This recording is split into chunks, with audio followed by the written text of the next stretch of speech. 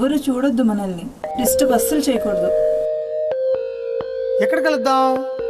అంటే పాడుబడ్డ ఇళ్ళ దగ్గర అయితే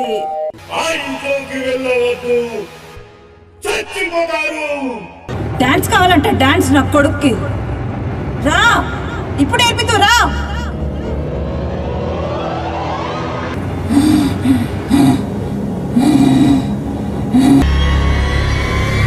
అనుష్క,